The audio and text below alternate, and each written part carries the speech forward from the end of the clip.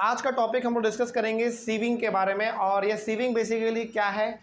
ये एक ऐसा मेथड है जिसमें हम लोग अपने छन्नी से चीज़ों को अलग करते हैं। छन्नी का मतलब वो चाय छन्नी भी हो सकता है, और हम लोग की मम्मी जो आटा चालती है आटा बनाने से पहले, वो भी हमारा छन्नी ही कहलाता है ना। हिंदी में हम लोग उसको छन्नी कह देते हैं, लेकिन इंग्लिश में हम लोग उसको सीव कहते हैं। क्या कहते हैं? सीव कहते हैं। और इस पूरे मेथड को हम लोग क्या कह देते हैं? सीविंग कह देते हैं। तो सीविंग के बारे में हम लोग आज पढ़ेंगे। इसमें लिखा हुआ है इसका definition, the separation of components of a mixture of different sizes using a sieve is called sieving. यानी कि यदि आप एक सीव के मदद से, वो छन्नी के मदद से यदि चीज़ों को अलग कर देते हैं तो वो हमारा प्रोसेस कहलाएगा सीविंग। ठीक है। जैसे हम लोग की मम्मी लोग जब आटा गूंथती है, यानी कि जब रोटी बनाती है, तो रोटी बनाने से पहले आटा को चालती है ना, छान मतलब पूरा उसको चालती है सीव से। वही हमारा प्रोसेस हो गया सीविंग। और आप देखते हैं कि पूरा जो आटा है वो बहुत ही छोटा छोटा दाना में होता है, तो वो नीचे गिर जाता है, लेकिन जो भूसी होता है वो ऊपर में छन्नी में ही रह जाता है। इस तरीके से हमने दो अलग अलग साइज के पार्टिकल को क्या कर दिया? अलग अलग कर दिया। नहीं, भूसी अंदर नहीं जाता है। भूसी चूंकि उसका पार्टिकल क्या होता है? बड़ा होता है, इसीलिए वो उसी में रह जाता है, छन्नी में रह जाता है। लेकिन जो आटा है उसका वो क्या बहुत ही छोटा छोटा है, पाउडर के रूप में, इसीलिए वो नीचे जाके बैठ जाता है। इस तरीके से हम लोग उसको अलग कर देते हैं। ठीक है। हाँ, पूछो। नहीं, जो छन्नी से नीचे गिर गया वो तो आटा है हमारा। जो छन्नी में रह गया वो तुम्हारा भूसी है। वो भूसी हमारे किसी काम का नहीं है। समझे बात को? चल, इसी तरीके से हम लोग सीविंग का इस्तेमाल करते हैं। और उस छन्नी को बेसिकली हम लोग क्या कहते हैं? इंग्लिश में सीव कहते हैं। और इसी तरीके से आपका वो चाय वाला भी काम करता है, चाय वाला छन्नी। चाय जो आपका चाय होता है वो क्या है? बेसिकली लिक्विड है। और लिक्विड, और उस छन्नी में क्या होता है? बहुत ही होल होता है, छेद होता है छोटा छोटा, है कि नहीं? तो उस छोटे छोटे होल से सारा चाय हमारा नीचे गिर जाता है, और जो चाय पत्ती है वो छन्नी में रह जाता है ना। अच्छा, छन्नी में क्यों रहा चाय पत्ती? क्योंकि उसका जो दाना है वो थोड़ा सा बड़ा होता है, इसीलिए। ठीक है, आगे। Sieving allows the fine flour particles to pass through the holes of the sieve while the bigger impurities remain on the sieve. इसमें होता है क्या बेसिकली? जो छोटा होता है दाना, जिसका दाना छोटा पार्टिकल होता है वो नीचे गिर जाता है, और जिसका पार्टिकल थोड़ा सा बड़ा होता है वो छन्नी में ही रह जाता है। इस तरीके से हम लोग दोनों को अलग कर लेते हैं। तो ये भी हमारा एक अच्छा मेथड है चीज़ों को सेपरेट करने का। वो मेथड हमारा क्या कहलाएगा? सीविंग कहलाएगा। और इसका इस्तेमाल किससे करते हैं? सीव से करते हैं, इसीलिए इसका नाम पड़ा है सीविंग। ठीक है, आगे। Sieving is also use extensively at construction sites to remove pebbles from red sand. अच्छा, आपने देखा होगा कहीं पर यदि बिल्डिंग, मॉल, रोड ये सब बनता है ना, तो वहाँ पे भी बालू को चाला जाता है। बालू को भी चाला जाता है, क्योंकि देखो बालू में क्या होता है, सैंड में क्या होता है ना, बड़े बड़े पत्थर भी होते हैं, यानी कि गिट्टी ये सब भी होता है। तो उसको हम लोग अलग कैसे करते हैं? हाथ से चुन के? क्या नहीं, उसको भी, उसमें भी हमारा बड़ा सा छन्नी इस्तेमाल होता है, जाली टाइप, है ना। और उसको दो लोग आपस में पकड़ के बालू को चालते हैं, और जो पूरा बालू वो नीचे गिर जाता है, और जो पूरा पत्थर ये सब उसमें मिला रहता है वो ऊपर में ही छन्नी में रह जाता है, वो अलग हो जाता है इस तरीके से। तो कंस्ट्रक्शन साइट में भी हम लोग सीविंग का इस्तेमाल करते हैं, अपने घरों में तो करते ही हैं खैर, है ना। तो ये हो गया हमारा सीविंग के बारे में। नेक्स्ट है हमारा सेडिमेंटेशन, डिकेंटेशन एंड फिल्ट्रेशन। इसमें तीन चीज़ें, और तीनों को जरा ध्यान से समझिएगा। सेडिमेंटेशन अलग है, डिकेंटेशन अलग है, और फिल्ट्रेशन भी हमारा एक अलग ही प्रोसेस है। चलिए इसके बारे में जरा जानते हैं क्या के लिए है क्या सब चीज़। सबसे पहले यदि हम लोग बात करें सेडिमेंटेशन के बारे में, तो क्या है देखो, when the heavier component in a mixture settles after water is added to it, the process is called sedimentation। अच्छा, कभी आपने गौर किया है? जैसे एग्जांपल के तौर पे मानिए आपके हाथ में गिलास है और गिलास में पानी है। उस गिलास में आप मिट्टी को मिला दो। क्या मिला देना है? मिट्टी को मिला दो। मिलाने के बाद उसको घोल दो पूरी तरीके से। कुछ देर तो आपको ऐसा लगेगा कि मिट्टी पूरी तरीके से इसमें घुल गया है, लेकिन उसी को यदि आप 10 मिनट, 12 मिनट, 15 मिनट खाली छोड़ देंगे ना, शांत छोड़ देंगे, तो आप देखेंगे कि सारा मिट्टी नीचे जाके बैठ जाता है पानी में, है ना। तो इसी प्रोसेस को हम लोग कहते हैं सेडिमेंटेशन। तो ध्यान रखेंगे, सेडिमेंटेशन में क्या होता है? जो भारी पार्टिकल होता है वो नीचे जाके बैठ जाता है। इस तरीके से ये हमारा प्रोसेस काम करता है, जिसका नाम क्या है? सेडिमेंटेशन। ठीक है, अगला क्या है डिकेंटेशन में? देखो, when the water along with the dust is removed the process is called decantation। अच्छा, आप अगला काम क्या? देखो, आपने क्या किया? पानी में मिट्टी को मिलाया, मिट्टी जाके सारा नीचे बैठ गया। वो एग्जांपल किसका हो गया? सेडिमेंटेशन का। अब चूंकि मिट्टी नीचे बैठ गया है, तो ऊपर का पानी आप क्या कर सकते हैं? बाहर निकाल सकते हैं। लेकिन क्या ऊपर का पानी पीने लायक है? अभी नहीं पीने लायक है, क्योंकि अभी भी छोटा छोटा पार्टिकल उसमें क्या है, मिला हुआ है, घुला हुआ है। तो जब आप पानी को बाहर निकाल लेते हैं, कब, जब मिट्टी नीचे बैठ जाता है, तब उस प्रोसेस को हम लोग क्या कहते हैं, डिकेंटेशन। याद रखिएगा, बड़ा सिंपल है इसमें। सेडिमेंटेशन का मतलब क्या हुआ, जितने भी हैवी पार्टिकल है, जो भारी भारी पार्टिकल है, वो जाके नीचे बैठ जाएगा, ये हमारा हो गया सेडिमेंटेशन। और डिकेंटेशन में क्या होता है, डिकेंटेशन में बेसिकली जो हमारा पानी ऊपर में बच रहा है और जो पार्टिकल नीचे बैठ गया है, उससे हम लोग क्या कर सकते हैं, पानी को अलग कर सकते हैं, है कि नहीं। कहने का मतलब सेडिमेंटेशन में क्या हुआ, सारा हैवी पार्टिकल नीचे बैठ गया, ये हो गया हमारा सेडिमेंटेशन। और डिकेंटेशन में क्या हुआ, पार्टिकल नीचे बैठने के साथ साथ हमने पानी को बाहर निकाल दिया, यानी कि पार्टिकल जब नीचे बैठ गया तो ऊपर में केवल क्या बचा, पानी, उस पानी को हमने बाहर निकाल दिया। इसी प्रोसेस को हम लोग कहते हैं डिकेंटेशन। लेकिन जिस पानी को अभी आपने बाहर निकाला है गिलास से, क्या वो पानी पीने लायक है, अभी नहीं पीने लायक है। क्यों नहीं है, क्योंकि उसमें अभी भी धूल मिट्टी ये सब मिला हुआ है। तो अगला जो प्रोसेस होगा वो हमारा क्या होना चाहिए, फिल्ट्रेशन, यानी कि पानी को आप क्या करने वाले हैं, फिल्टर करने वाला है। कहने का मतलब उसको आप पूरा का पूरा प्योर बनाने वाले हैं, और पानी में जो भी धूल मिट्टी बालू ये सब मिला हुआ था, मिक्स था, उसको भी आप कंप्लीटली अब निकालने वाले हैं। ठीक है, जरा इसके बारे में देखते हैं। Filtration is a physical process which is used for the separation of solids suspended in liquids by putting a device called a filter through which only the liquid can pass. Example आपका T. चलो इसका example देते हैं जरा। Filtration में क्या होता है ना, जैसे हमने आपने क्या किया, पानी निकाला गिलास से, तो हमारा क्या हो गया, डिकेंटेशन। लेकिन जो हैवी पार्टिकल था वो तो ग्लास में रह गया, तो जो पानी आपने बाहर निकाला वो हो गया हमारा डिकेंटेशन। लेकिन उस पानी में अभी भी धूल मिट्टी ये सब क्या है, मिला हुआ है। तो उस पानी को क्या करने की ज़रूरत है, फिल्टर करने की ज़रूरत है, यानी कि पूरी तरीके से उसको साफ़ करने की ज़रूरत है। तो ये हम लोग फिल्टर लगा के कर लेते हैं।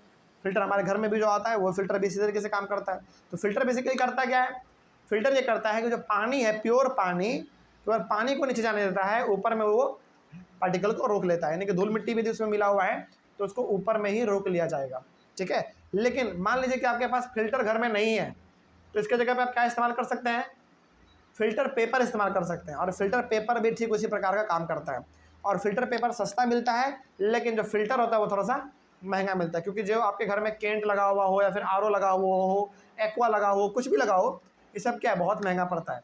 लेकिन जो फिल्टर पेपर होता है वो बहुत ही सस्ता होता है और लगभग काम दोनों बराबर ही करता है। ठीक है, आगे।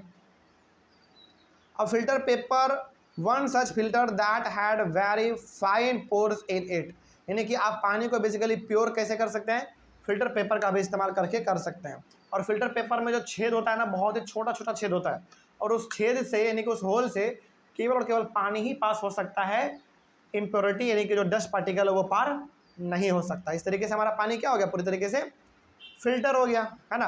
आगे, a filter paper folded in the form of a cone is fixed into a funnel. इसमें बेसिकली होता क्या है ना, जो फिल्टर पेपर आपका होता है उसको आप मोड़ के कोन के शेप का बनाते हैं। वो कौन सा कोन, वही जो आइसक्रीम हम लोग खाते हैं ना, हाँ, कोन के शेप का बनाते हैं। और फिर उस कोन को, यानी कि वो जो अपने फिल्टर पेपर था उसको जो अपने कोन के शेप में बनाया, फिर उसको आप डालते हैं कहाँ पे, फनल में डालते हैं। फनल में गिलास में डाल दो, बेसिकली कहीं भी डाल दो, तो वहाँ पे डाल के हम लोग फिर उसके फिल्टर पेपर के ऊपर पानी डालते हैं, पानी सारा नीचे चला जाता है और फिल्टर पेपर में क्या रह जाता है, डस्ट पार्टिकल रह जाता है। इस तरीके से हमारा फिल्टर पेपर काम करता है। ठीक है, आगे, the mixture is then poured on the filter paper. मतलब कि वही हुआ कि फिल्टर पेपर को पहले आप कोन के शेप का आकार देते हैं, उसके बाद फिर उस फिल्टर पेपर को किस पे रखते हो, एक फनल के ऊपर रखते हैं, बेसिकली ग्लास कह लो, कोई दिक्कत नहीं होगा।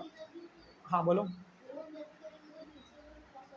नहीं, वो ना पूरी तरीके से पैक हो जाता है। कोन जब आप बनाओगे तो कोन पूरा तरीके से पैक हो जाना चाहिए, कहीं से भी पानी नहीं निकलना चाहिए। यदि कोन से कहीं से पानी लीक हो रहा होगा तो क्या आपको प्योर पानी मिल पाएगा, कभी नहीं मिल पाएगा। तो कोन को जो है बेसिकली अच्छी तरीके से टाइटली अच्छे से उसको बनाना पड़ता है।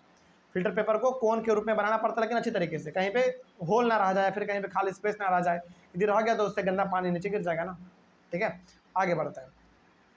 हाँ, उसके बाद फिर हम लोग फिल्टर पेपर को कोन के शेप का आकार देते हैं, उसके बाद फिर उसको फनल में डालते हैं, और फनल में डालने के बाद फिर हम लोग उसके ऊपर पानी डालते हैं, तो पानी हमारा अलग होता है और डस्ट पार्टिकल अलग हो जाता है। ठीक है, आगे, solid particles in the mixture do not pass through it and remain on the filter.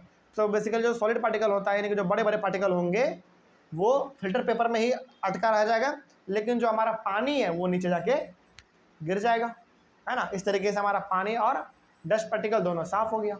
Okay, तो ये हमारा प्रोसेस था बेसिकली, सेडिमेंटेशन, डिकेंटेशन और फिल्ट्रेशन। एक बार फिर से बताते हैं, बड़ा सिंपल है, याद रखिएगा।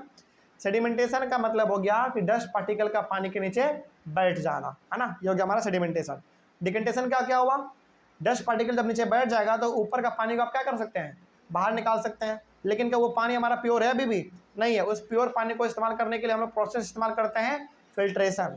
और फिल्ट्रेशन में डिवाइस कौन सा, फिल्टर। यदि मान लीजिए आपके पास फिल्टर नहीं है तो क्या इस्तेमाल करेंगे, फिल्टर पेपर इस्तेमाल करेंगे। और उस फिल्टर पेपर से सारा पानी नीचे गिर जाता है और जो डस्ट पार्टिकल रहता है वो ऊपर में ही तैरता रह जाता, मतलब तैरता नहीं है, वो बेसिकली फंस जाता है वहीं पे। और इस तरीके से हमारा पानी अलग हो गया और डस्ट पार्टिकल अलग हो गया। ठीक है, चलिए अगला है हमारा एवोपरेशन। ये बड़ा सिंपल है। एवोपरेशन बेसिकली क्या होता है, देखो, the process of conversion of water into its vapour is called evaporation. Basically कहने का मतलब ये हो गया कि जब आप पानी को बहुत ज़्यादा गर्म करते हैं तो वो पानी किस रूप का रूप कैसा बन जाता है, भाप बन जाता है, वेपर बन जाता है। इसी को हम लोग कहते हैं एवोपरेशन। जैसे हम लोग की मम्मी लोग दाल बनाती है या फिर चावल बनाती है कुकर में, तो देखते हैं सीटी लगता है और सीटी के रूप में क्या उड़ रहा होता है, भाप उड़ रहा होता है। एक्चुअली में वो भाप नहीं है, एक्चुअली में वो क्या है, पानी है, जो किसका रूप ले लिया, अब भाप का रूप ले लिया, यानी कि गैस का रूप ले लिया। तो जब हम लोग वाटर को कन्वर्ट कर देते हैं किसमें, वेपर में, हीट देकर, वही हमारा प्रोसेस कहलाता है एवोपरेशन। ठीक है, आगे, the process of evaporation takes place continuously wherever water is present. जहाँ पे भी पानी प्रेजेंट रहेगा और यदि उसको हीट मिल रहा है तो वहाँ पे क्या चालू हो जाएगा, एवोपरेशन चालू हो जाएगा। जैसे नदी, समुद्र, तालाब, पोखर, ये सब यहाँ पे क्या एवोपरेशन होता है, बिल्कुल होता है, क्योंकि इसके ऊपर लाइट कहाँ से पड़ रहा है, सन से पड़ रहा है, यानी कि सन भी तो हीट ही प्रोड्यूस करता है। तो यदि नदी के पानी को, समुद्र के पानी को हीट मिलेगा सनलाइट से, तो ऑब्वियस ये बात है वहाँ पे भी एवोपरेशन होता है। लेकिन पता है वहाँ पे जो एवोपरेशन होता है ना, वो बहुत ही स्लो होता है, बहुत धीरे एवोपरेशन होता है, क्योंकि उसको हीट उतना ज़्यादा नहीं मिल पा रहा होता है सन से। लेकिन जो हमारे घर में एवोपरेशन होता है चावल बनाने के दौरान, दाल बनाने के दौरान, वो बड़ा अच्छा होता है, क्योंकि वो जल्दी होता है, क्योंकि हम लोग उसको हीट ज़्यादा दे रहे होते हैं। ठीक है, आगे बढ़ते हैं। तो जहाँ भी पानी रहेगा वहाँ पे एवोपरेशन चालू हो जाएगा। ठीक है, आगे बढ़ते हैं। हाँ, when sea water is allowed to stand in shallow pits, water gets heated by sunlight and slowly turns into water vapor through evaporation। अच्छा चलिए, अब हम आपको बताते हैं कि नमक कैसे हमारा बनता है। बेसिकली नमक कैसे बनता है पता है, समुद्र के पानी को गड्ढे, बड़े से गड्ढे में इकट्ठा किया जाता है। सबसे पहला स्टेप क्या, समुद्र के पानी को बड़े से गड्ढे में जमा किया जाता है और उस गड्ढे में पानी को कुछ दिन के लिए छोड़ देते हैं। क्यों छोड़ देते हैं, ताकि लगातार महीनों लगातार पूरे मंथ में इसके ऊपर सनलाइट पड़ेगा, और जब सनलाइट पड़ेगा तब तक इसका वाटर क्या होगा, एवोपरेट होकर ऊपर चल जाएगा। तो केवल वाटर एवोपरेट होकर जा रहा है, लेकिन उस गड्ढे में बच जाएगा केवल क्या, नमक बच जाएगा। ठीक है, तो नमक हमारा इसी तरीके से तैयार होता है। ठीक है, आगे बढ़ते हैं। In a few days the water evaporates completely, leaving behind the solid salts because sea water contains many salts. कहने का मतलब यहाँ पे ये हो गया कि जिस गड्ढे में आपने समुद्र के पानी को इकट्ठा किया था, कुछ दिन के बाद आप देखेंगे कि पानी तो सारा गायब हो गया, लेकिन बच क्या गया, केवल नमक बच गया, है ना। इस तरीके से हम लोग नमक को प्राप्त करते हैं। ठीक है, अच्छा नमक क्यों मिलता है, क्योंकि समुद्र के पानी में बहुत ज़्यादा नमक मिला हुआ रहता है। ठीक है, आगे, कॉमन सॉल्ट। कॉमन सॉल्ट का मतलब वो नमक जो कि हम लोग अपने घरों में खाते हैं। ठीक है, तो common salt is then obtain from this mixture of salts by further purification. लेकिन जरा एक बात बताइए, समुद्र के बगल में जो हमने नमक को बनाया पानी को एवोपरेट करके, क्या उस नमक को आप इजीली इस्तेमाल कर पाएंगे, घर लाके क्या इस्तेमाल कर लेंगे, नहीं। क्यों नहीं, क्योंकि अभी भी वो नमक बहुत ज़्यादा गंदा है।